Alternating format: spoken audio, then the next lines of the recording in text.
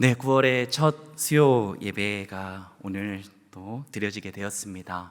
언제나 첫 하면 굉장히 설레이고 또 참 첫 마음을 드려야겠다라는 그런 생각을 갖게 되는데요. 오늘도 우리 권사 찬양대에서 내 마음을 주께 바치옵니다 라는 이 찬양의 가사처럼 정말 우리의 마음을 9월 한 달도 주님께 온전히 바치는, 그렇게 바치려면 어떻게 해야 될까요?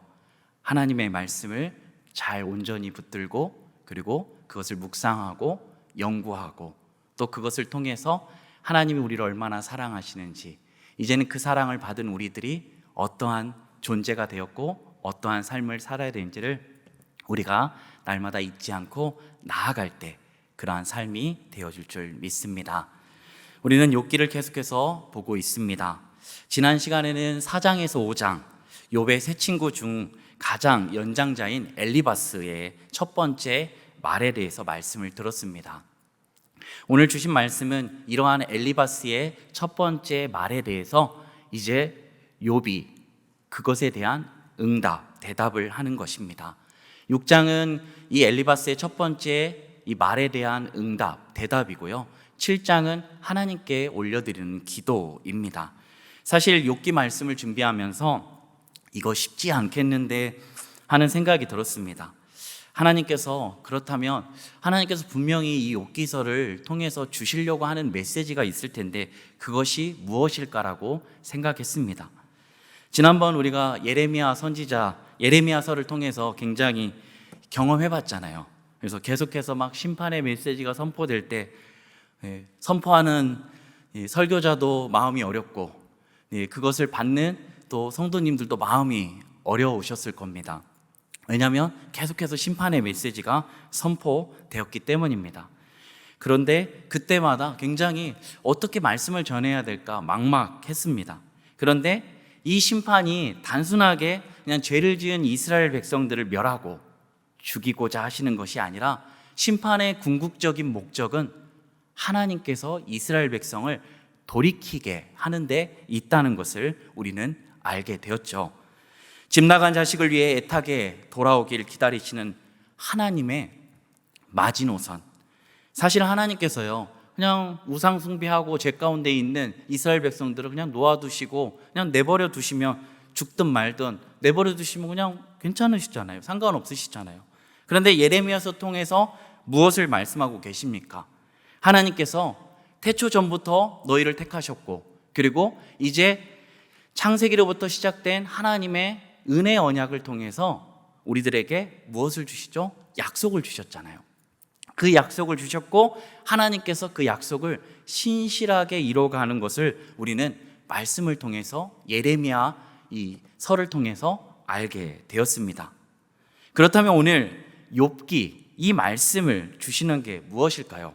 단순하게 그냥 고난받게 하기 위해 너희는 고난받을 거야, 그러니까 고난 대비용으로 이 말씀을 주시는 걸까요?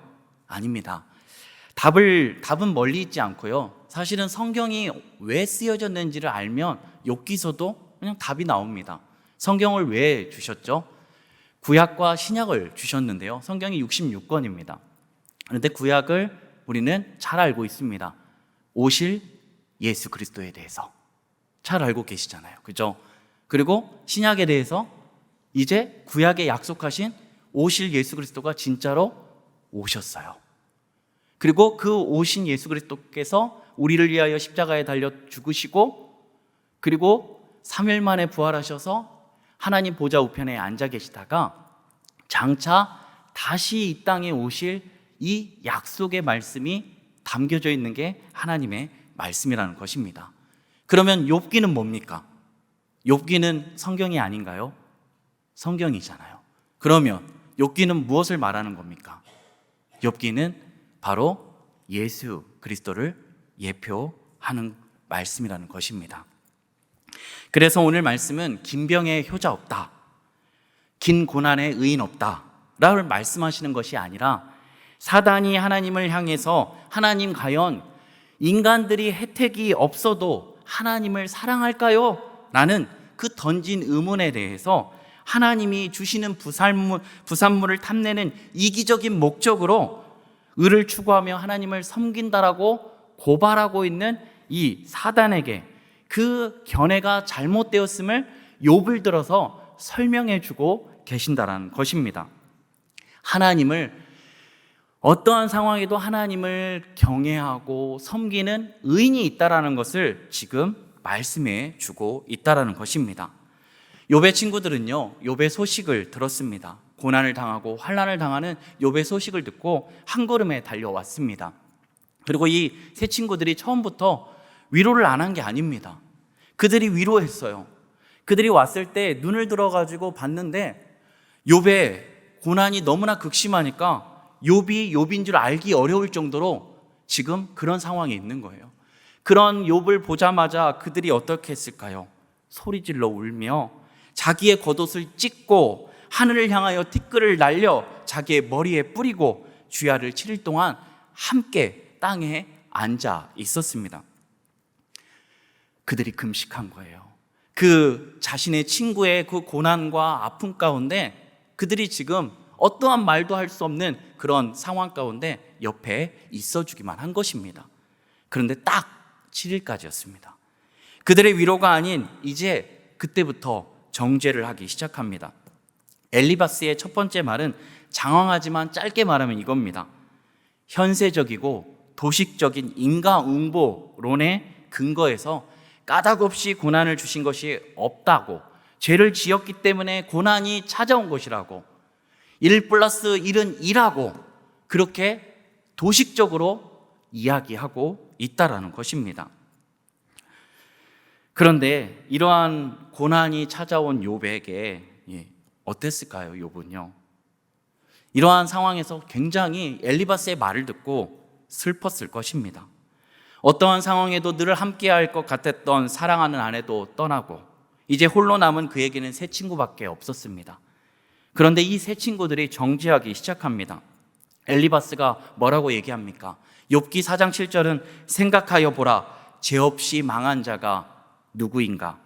정직한 자의 끊어짐이 어디 있는가?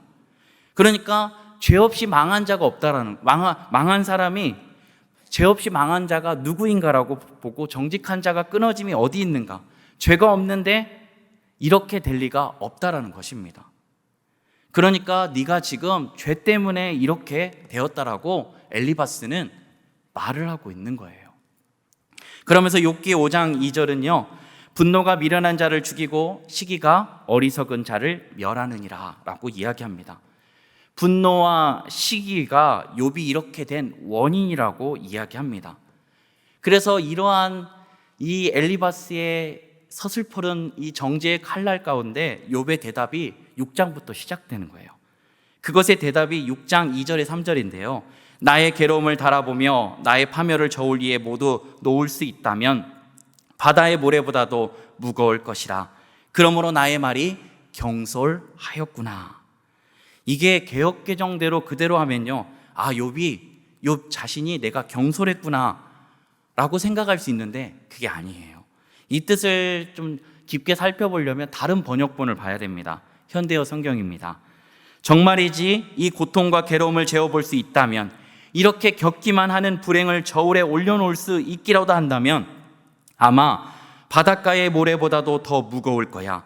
이 무게를 보여줄 수만 있다면 이렇게 말을 함부로 막 해대는 나를 그렇게 놀란 눈으로 바라보지 않을 걸세라는 겁니다. 지금 내 상황과 내 이 고난이 얼마나 무겁고 힘든지를 깨닫는다면 내가 경솔하게 말할지라도 왜 그렇게 말할 수밖에 없는지를 너는 알게 될 거라고 지금 욥이 말하고 있는 겁니다. 그런데 욥에 당한 그 개인의 특수한 상황을 고려하지 않고 엘리바스는 지금 자신의 생각대로, 자신이 지금까지 경험했던 그걸로 지금 욥을 판단하고 정죄하고 있다라는 것입니다. 그래서 욥이 그에게, 엘리바스에게 일침을 가하고 있는 것입니다. 욥기 6장 4절은 욥의 고난이 얼마나 컸는지를 말해주고 있습니다. 욥기 6장 4절 말씀을 한번 읽도록 하겠습니다. 전능자의 화살이 내게 박힘에 나의 영이 그 독을 마셨나니 하나님의 두려움이 나를 엄습하여 치는구나. 아멘. 그는 자녀와 재산을 모두 잃었을 때에도 하나님을 찬송했습니다. 자기 전신에 악창이 났을 때도, 그 지경에 처했을 때도 하나님을 원망하는 말을 입에 담지 않았습니다. 도리어 그렇게 하는 것을 어리석은 것이라고 단언했습니다. 그런데요, 고난이 지속되자마자 이 욥은요, 하나님께 대한 원망과 탄식의 말을 내뱉고 있습니다. 전능자의 화살이 내게 박혔다는 거예요. 하나님의 나에게 지금 고난을 주셨다라는 것입니다. 그런데 자신의 친구였던 엘리바스조차 자신의 처지가 이러한데 그것을 아랑곳하지 않고 무조건 자신을 정죄하고 있다라는 것입니다. 우리는 욥의 고난이 어디서부터 시작되었는지를 잘 알고 있기에 그의 억울함을 압니다. 그런데 이 친구는 지금 헤아리려고 하지도 않고 알지도 못한다는 것입니다. 욥은 지금 무조건 자신을 정죄할 것이 아니라 그 고난이 어느 정도인지, 실제로 무엇 때문에 생겼는지를 자신의 삶을 통해 이해하는 것이 우선시 되어야 된다라고 지금 엘리바스에게 이야기하고 있는 것입니다. 그래서 이제 5절 말씀에 들나귀가 풀이 있으면 어찌 울겠으며 소가 꼴이 있으면 어찌 울겠느냐.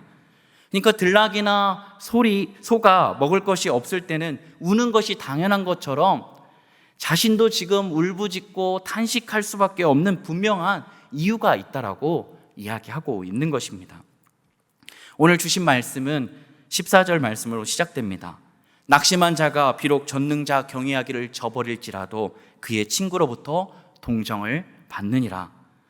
욥은 지금 하나님 경외하기를 저버리고 원망하고 불평하고 있습니다.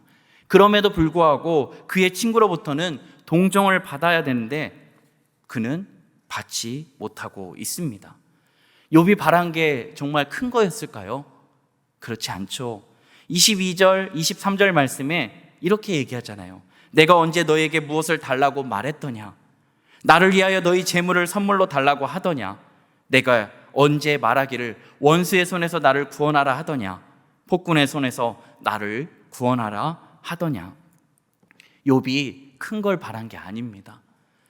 자신이 없어졌던 재산을 다시 너희들의 재산을 줘서 채워지게 하라고 그런 부탁을 한 게 아니에요. 그냥 아주 작은 거, 자신을 이해해주고 위로해주기를 원했던 거예요. 제레미 리프킨이라는 이 저자가 쓴 공감의 시대라는 책이 있습니다.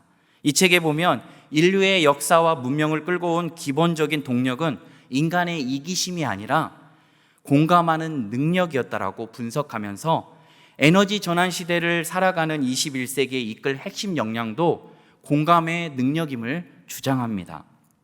현대 사회를 지배하는 코드가 무한 경쟁이라고 보이지만 실제로는 역사를 진척시키는 것은 공감이었다라고 이 저자는 말합니다. 이 공감을 이웃의 아픔에 공감하는 것을 의미하고요. 예수님께서도 누가복음 6장 36절에 이렇게 말씀하시죠. 너희 아버지의 자비로우신 같이 너희도 자비로운 자가 되라. 자비로우심은 영어로 컴패션입니다. 우리가 이 컴패션이라는 이 자선 단체가 있잖아요. 구호 단체가 있는데요. 그처럼 하나님께서요, 우리에게 말씀을 주실 때 너희 하나님 아버지의, 너희 아버지의 자비로우신 같이 너희도 자비로워라 할 때 하나님이 그냥 말로만 자비로워라 라고 하실까요? 그렇지 않으십니다. 하나님께서 이미 자비로우심을 보여주셨다는 거예요. 그 보여주신 자비로우심대로 너희가 자비롭게 살아가라고 이야기하십니다. 하나님의 자비로우심이 무엇입니까? 바로 하나님 아버지의 자비로우심의 절정은 바로 성육신 사건입니다. 하나님 아버지의 자비로우심은요, 바로 하나님께서 사람이 되셔서 인간의 몸을 입고 오셔서 십자가에 달려 우리를 위하여 대속하신 사건, 그 사건이 바로 하나님의 자비로우심을 나타내었다라는 것입니다. 그러니까 하나님께서는 말로만 아프냐? 나도 아프다가 아닙니다. 인간의 아픔을 공감하시려고 하나님은 사람이 되셨습니다. 나아가 자신의 하나밖에 없는 아들 예수 그리스도를 우리를 위하여 온 인류의 죄를 담당시키셨다는 것입니다. 저는 어렸을 때 병아리를 키워본 적이 있습니다. 그때 용돈이 이제 한 주에 100원이었거든요.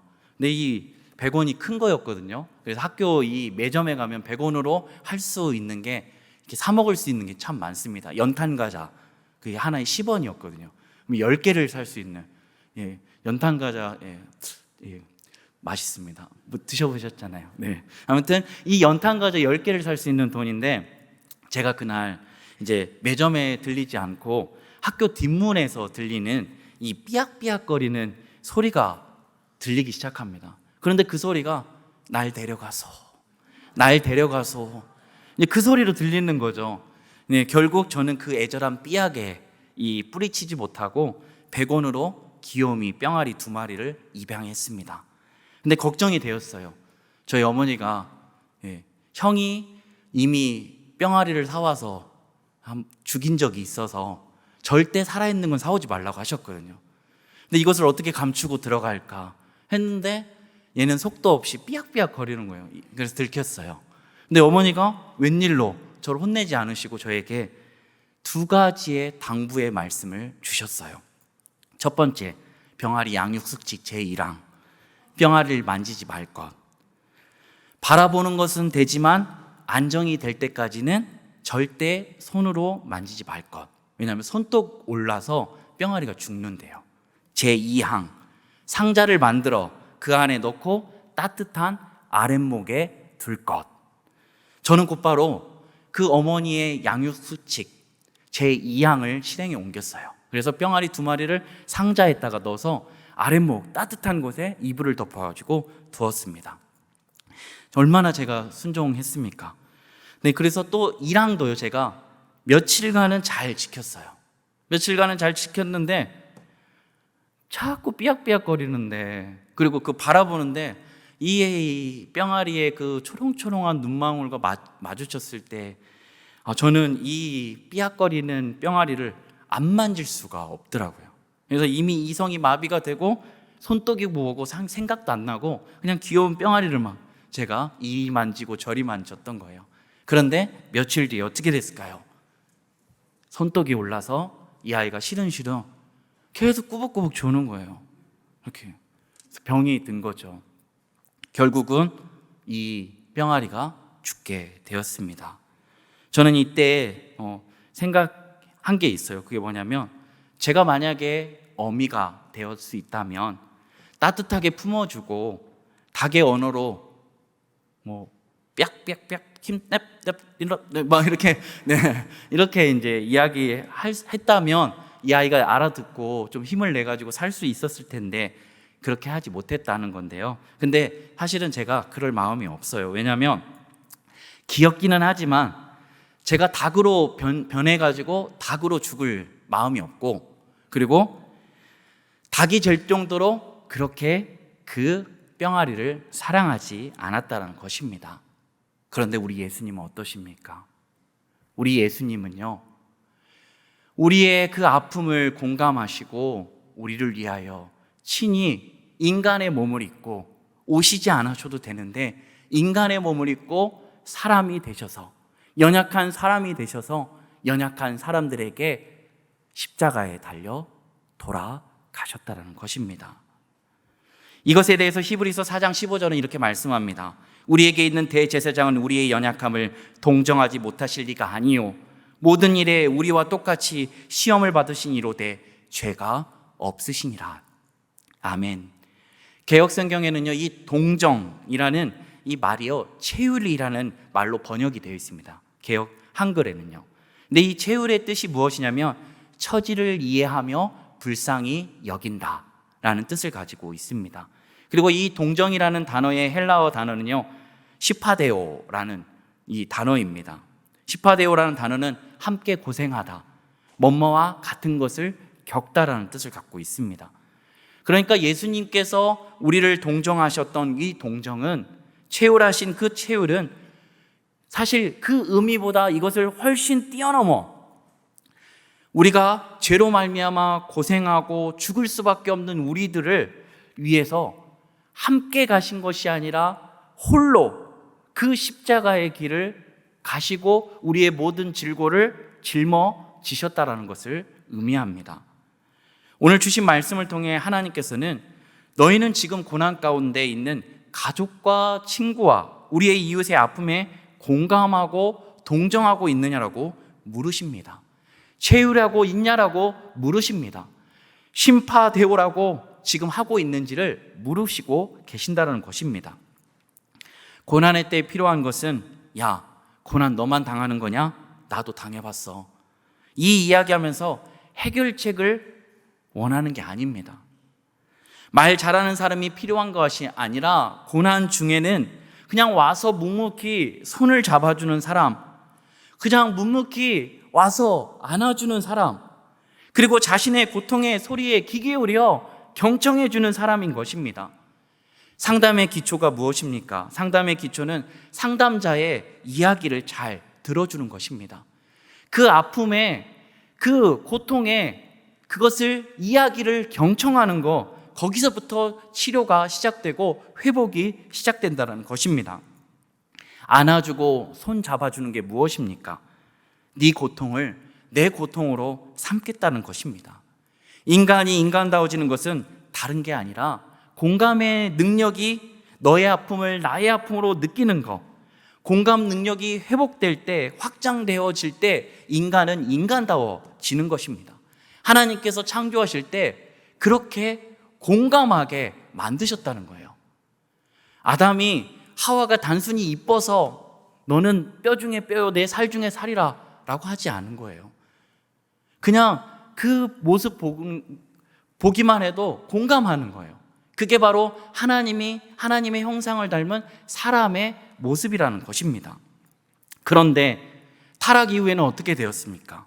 예수님께서 마태복음에 이 시대를 향하여 무엇을 어떻게 비유할까라고 말씀하셨을 때 이렇게 말씀하세요. 이르되 우리가 너희를 향하여 피리를 불어도 너희가 춤추지 않고 우리가 슬피 울어도 너희가 가슴을 치지 아니하였다 함과 같도다 라고 말씀하십니다. 반응하지도 공감하지도 않는 그 모습이 바로 우리들의 모습이라는 거예요. 옆에 있는 사람이 죽어가도 눈 하나 깜짝 안 하는 거예요. 힘든 가운데 어려운 처지에 놓여 있는 분들이 우리 사랑하는 성도님들 지금 보이십니까? 그런데 사실 우리는 이 공감의 능력이 그리 많지 않습니다. 왜냐하면 타락 이후에는 이 공감의 능력이 굉장히 사라져 버렸어요. 그런데 이러한 존재를 아시고 하나님께서 그것을 회복시켜 주시기 위하여 누구를 보내셔요? 바로 예수 그리스도를 보내신 거예요. 자신의 하나밖에 없는 아들 예수 그리스도를 우리를 위하여 내어주심으로 공감할 수 없었던 우리들을 이제 공감할 수 있는 우리들로 바꾸어 주신 것입니다. 욥이 힘든 고난 가운데 더 힘들어한 이유가 무엇입니까? 자신에게 온 고난에 대해서 새 친구들이 공감하지 못한 거예요. 혹 우리는 그 새 친구처럼 이러한 우를 범하고 있지는 않으십니까? 오늘 본문 15절을 보니까요, 개울이 나옵니다. 내 형제들은 개울과 같이 변덕스럽고 그들은 개울의 물살같이 지나가누나. 여기서 나오는 게 이 개울이요, 사실은 이스라엘에 자주 보이는 와디라는 개울입니다. 이 와디가 건기 때는요 막 바짝 말라가지고 형태를 알아볼 수도 없어요. 물이 하나도 없어요. 그런데 우기가 되면은 이게 어마어마한 물이 돼서 이 개울이 되고 하천이 돼버리는 거예요. 그런데 또다시 건기가 되면 이게 물이 언제 그랬는 듯이 사라져 버리는 겁니다. 그러니까 정작 필요할 때는 이 개울이 없는 거예요. 지금 친구들이 그렇다는 거예요. 친구들이 정말로 필요해요. 그들의 위로가 필요해요. 그들의 위로가 조금이라도 주어지면 욥은 힘을 낼 수 있을 것 같아요. 그런데 지금 그들이 필요할 때 그 위로를 주지 못하고 있다는 것입니다. 오히려 그 위로보다는 정죄의 칼날을 들어서 욥을 마구 찔러대고 있다는 것입니다. 사랑하는 성도 여러분, 이 욥의 친구들이 왜 이렇게 할 수밖에 없었는지를 21절은 이렇게 이야기합니다. 욥의 모습을 보니까 친구들이 두려웠던 거예요. 그러니까 그 참혹한 모습을 보면서 분명 죄로 말미암아 이 저주가 임했을 건데 자신들도 그 참혹한 욥을 보니까 그 저주가 감염될 것 같은 거예요. 그 저주의 심판이 자신들에게도 올까봐 두려운 거예요. 그러니까 처음에는 위로한 것처럼 했다가 자세를 바꿔가지고 이제 욥을 정죄하고 있다라는 것입니다. 사랑하는 성도 여러분, 오늘 주시는 교훈이 무엇입니까? 첫째는 공감의 능력을 회복하라는 것입니다. 어떻게 회복할 수 있습니까? 어떻게 이 공감의 능력을 회복할 수 있을까요? 우리는 사실 공감할 수 있는 존재가 아닌데요. 모두 다 죄인인데요. 이것을 잘 아시고 하나님께서 예수님을 보내주셨어요.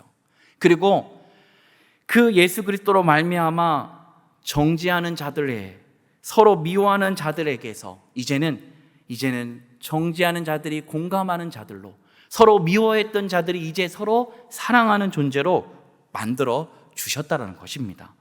그러므로 공감의 능력을 회복하기 위해서는 이제 우리가 어떠한 존재인지를 날마다 깨달아 알아야 돼요. 어떻게 알 수 있을까요? 하이델베르크 요리 문답에 보면요, 이 문답 2번에 이런 말씀이 있어요. 질문이 있어요. 우리가 참된 위로가 되신 예수 그리스도 안에서 복되게 살고 복되게 죽기 위해 꼭 알아야 할 것이 무엇인가? 라는 질문이에요. 그 질문의 대답이 세 가지입니다. 첫째, 나의 죄와 나의 비참함이 얼마나 큰 것인가를 아는 거예요. 둘째, 내가 어떻게 나의 모든 죄와 그 비참함에서 구원을 받게 되었는지를 알게 되는 거. 세 번째는 내가 이 구원에 대해서 하나님께 어떤 방식으로 감사해야 될지를 아는 거. 그것이 바로 복되게 살고 복되게 죽기 위해 우리가 꼭 알아야 하는 것입니다. 그러니까 공감의 능력을 회복하기 위해서는 우리가 얼마나 나의 죄가 얼마나 비참한지를, 얼마나 큰 것인지를 깨닫는 거, 그리고 그 비참함과 큰 죄악 가운데도 나를 어떻게 구원해 주시는지를 깨닫는 거, 그리고 이제 그 구원해 주신 하나님 아버지께 어떠한 감사를 우리가 가지고 살아야 되는지를 아는 것이 공감의 능력을 회복하는 길이라는 것입니다. 무엇입니까? 이것의 해답이 무엇일까요? 바로 이제 어떻게 감사할 수 있을까요? 감사하는 삶을 어떻게 살아갈 수 있을까요? 이것의 해답이 시편 50편입니다. 시편 50편의 15절에 이렇게 말씀합니다. 환난 날에 나를 부르라. 내가 건지리니 내가 나를 영화롭게 하리로다. 환난 날에 하나님을 부를 때 하나님께서 그를 건지신대요. 그러면 그가 하나님을 위해서 영화롭게 한대요. 그런데 그 영화롭게 하는 게 무엇일까요? 그 해답을 23절에서 시편 50편 23절에서 나옵니다. 감사로 제사를 드리는 자가 나를 영화롭게 하나니. 감사로 제사를 드리는 자가 나를 영화롭게 한다는 것입니다. 무엇입니까? 바로 하나님께 예배하는 자예요. 그냥 하나님께 이곳에 모여가지고 예배하는 것뿐만 아니라 삶에서 내가 드려지는 예배까지 포함하여 하나님께 올려지는 예배를 말씀하고 있다는 것입니다. 우리는 성경에 밑줄을 칩니다. 묵상할 때. 그런데요, 성경에만 밑줄을 치지 말고 우리의 삶에도 밑줄을 쳐야 됩니다. 그렇게 살아야 돼요. 그것이 바로 하나님께 감사하는 삶이고 그것을 하나님께서 원하신다는 것입니다. 그래서 로마서에는 이렇게 얘기했잖아요. 하나님의 모든 자비하심으로 너희를 권하노니 너희 몸을 하나님의 기뻐하시는 거룩한 산 제물로 드리라. 이는 너희가 드릴 영적 예배니라. 하나님의 선하시고 기뻐하시고 온전하신 뜻이 무엇인지를 분별하라 라고 말씀하셨습니다. 그것이 바로 하나님께 올려드리는 제사, 그것이 감사하는 삶이라는 것입니다. 둘째는 삶과 죽음에 있어서 우리의 유일한 위로가 누구신지를 알아야 돼요. 우리에게 인생에서 다가올 때, 인생에 살다 보면 어찌 평안만 있습니까? 그렇지 않아요. 고난이 다가올 때가 있어요. 뜻하지 않는 고난이 찾아올 때가 있어요. 예상치도 못한 고난이 찾아올 때가 있어요. 그럴 때 우리가 잊지 말아야 되는 건 하나님만이 우리의 유일한 위로가 되심을 잊지 않는 것입니다. 그래서 하이델베르크 첫 번째 질문이 무엇이냐면 삶과 죽음에 있어서 당신에게 유일한 위로가 무엇입니다라고 질문합니다. 그런데 그 질문이 무엇입니까? 바로 우리 죄를 짊어지시고 우리를 위하여 그 생명을 아끼지 않으신 예수 그리스도만이 오직 삶과 죽음에 있어서 우리의 유일한 위로가 되십니다 라고 응답하고 있다라는 것입니다. 그러니 우리의 유일한 위로가 되실 때 우리가 어떠한 고난에서 힘들고 어렵고 괴롭고 지치고 피곤할 때 그때 오직 하나님만이 내 안에 계셔서 우리의 유일한 위로가 되심을 잊지 않는다면 우리는 넉넉히 이겨낼 수 있고 승리할 수 있다는 것입니다. 삶과 죽음에 있어서 우리 사랑하는 성도님들의 유일한 위로는 무엇입니까? 돈이십니까? 아니면 명예입니까? 아니면 명품입니까? 아니면 집입니까? 차이십니까? 아닙니다. 우리의 유일한 위로는 오직 예수 그리스도 한 분뿐이시라는 것입니다. 그래서 찬송가 488장 내 맘의 주여 소망되소서의 마지막 이 가사는요, 어떠한 고난이 닥쳐와도 만유의 주여 소망되소서. 어떠한 고난이 몰려올지라도 오직 우리 주님만이, 만유의 주만이 우리의 소망이고 위로가 되시며 우리의 모든 것 되심을 고백할 수 있을 때 오직 우리는 어떠한 상황에도 승리할 수 있는 것입니다. 욥은요, 처음에는 하나님을 붙들었어요. 하나님이 주신 이도 하나님이시오, 거두신 이도 하나님이시오, 오직 하나님만이 찬송을 받으실지라고 이야기했어요. 그런데 점점 그 심한 고난이 찾아오고 까닭없는 고난이 더욱더 급심해지자 그는 하나님께 원망하고 불평하는 자리로 나아갔습니다. 그런데 우리 또한 고난 당하고 힘들 때 혹시 욥과 같이 불평하고 원망의 자리로 나아가고 있지는 않으십니까? 우리가 그때 해야 될 게 무엇입니까?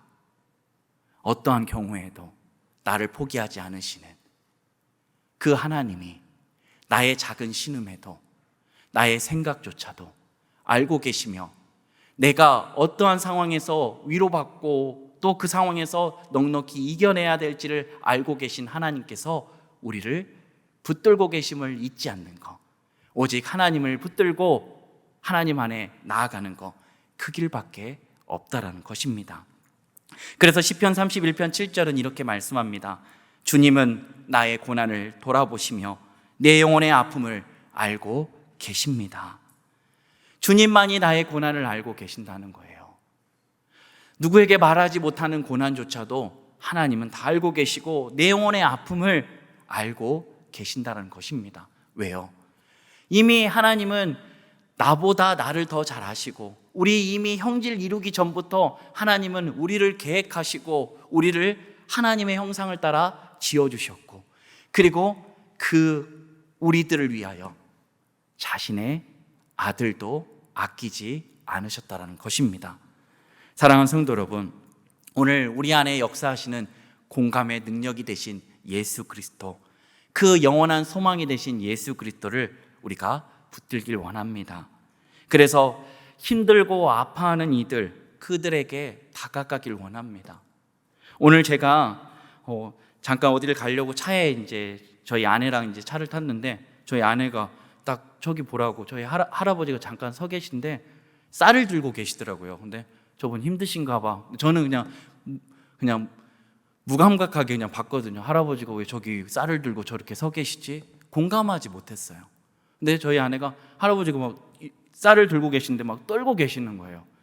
날씨는 낮이라 더웠고 거기서 이제 숨을 막 몰아쉬면서 있는데 저희 아내가 빨리 가서 도와주라고. 공감은 저희 아내가 했는데 일은 제가 그래서 제가 그걸 얼른 가가지고 할아버지 받고 할아버지가 이제 저희 그 신안동 그쪽 골목길 안쪽 골목길 쪽에 사시더라고요. 저 엘린빌 쪽. 그래서 그걸 들고 이제 갔는데 제가 들기에는 정말 가벼운 건데 할아버지께서 어르신께서 들기에는 이게 굉장히 무거우셨나 봐요. 그래서 이제 그걸 듣는데 또 2층에 사시더라고요. 그래서 거기까지 이제 들여다 드렸어요. 들여다 드렸는데 그런 생각이 들더라고요. 그 분을 보면서 저는 왜 저기 서 계시지? 쌀을 들고 그렇게 여겼다라는 거예요. 공감하지 못하고. 그런데 저희 아내가 그것을 공감하고 저에게 알려줬을 때 그분이 얼마나 애타게 누군가가 도와주기를 찾고 있는지를 알게 되었다는 것입니다. 사랑하는 성도 여러분, 목사님 저 너무 힘들어요. 저도 제 코가 석자인데 누굴 돌아봐요? 아닙니다. 하나님께서 예수 그리스도를 통해서 우리를요, 그냥 지금 각자 따로 앉아 계시지만 우리가 누구라고요? 한 몸 한 지체, 교회의 몸이라고요. 교회의 몸이라고 하나님이 분명히 말씀하셨는데 우리가 그냥 따로 앉은 것처럼 진짜로 따로 살아갈 때가 너무나 많다는 것입니다. 지극히 작은 자 한 사람에게 한 것이 곧 내게 한 것이라. 지극히 작은 자 한 사람에게 한 냉수 하나 주는 것이 곧 내게 한 것이라고 말씀하시는 거예요. 그게 무엇입니까? 교회의 비밀을 말하는 거예요.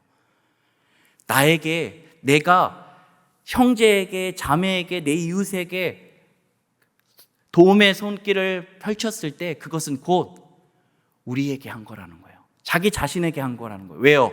한 몸이에요. 교회가 한 몸이라고요. 그것을 지금 우리에게 알게 하시는 것입니다.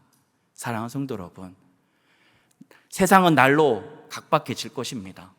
디모데후서에서도 그러잖아요. 말세의 때에 사랑이 식어간다고요. 그런데 우리 신한교회 성도님들은 말세의 때가 되더라도 상관없이 더욱더 사랑이 불같이 일어나길 원합니다.